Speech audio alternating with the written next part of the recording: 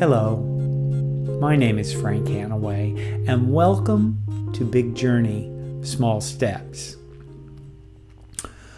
Well, my mom's condition is worsening, and it's worsening rapidly. She fell on Saturday. She went over backwards trying to put water in the dog's bowl or something like that on the kitchen floor, which is tile. And she went back. She didn't really bang her head. I don't know how we've been so fortunate, because the one time she did break something when she fell, she was slung off the treadmill, which, by the way, we no longer use in our home. But it took that to get her to stop. She's fallen lots of times and she's never hurt herself. But the other day she was on the tile and she's been sore the last couple of days. And both Janet and I have been noticing that she's losing her equilibrium, and it seems to be happening pretty fast. And she's not. It's very difficult for her to work through pain. So if something hurts, I fought it as long as I could a year ago when we had the broken arm and we had to go through physical therapy. Like, I would really push her. But she's not inclined to push through pain. So when she's sore like this, getting her up and getting her moving and things like that, which is very important, it's difficult. So I don't know where we're going. I mean, I do know where we're going, but I don't know where we're going right now or how much more care she's going to need. It looks to me like it's one day at a time again. And then, as always, you have to wait and see, because that's the way Alzheimer's is. You have setbacks that go away and you have setbacks that come and stay. Also, her appetite has really diminished. She's been a good eater all the time and she doesn't feel hungry now, and it's getting more and more difficult to put something nutritious in her body. She just doesn't want it, and I'm not going to force feed her, and we are not going to extreme measures about her eating, but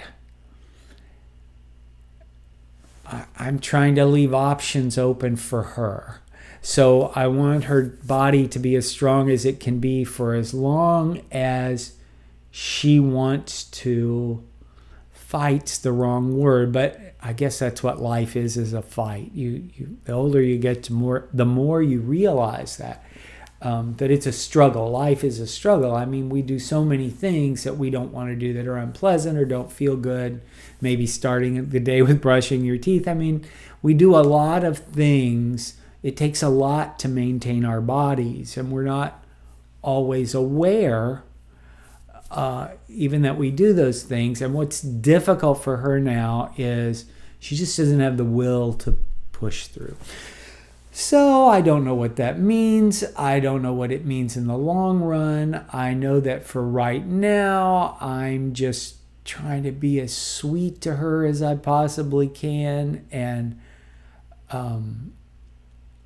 listen to her, but then on the other hand, make it clear to her how important it is that she keep moving so that I can take care of her. That's really important. If she were absolutely bedridden, but I don't know how long, I don't know how much help. It's very hard to plan when you have Alzheimer's, because you have to take the amount of money that you have to spend, and you first look at the longest case scenario and how much money can you spend for that, and then you have to figure out, generally the last year of someone's life is the most expensive, and I've sort of estimated that will cost around $80,000, so I have to have $80,000 left when we get to that year.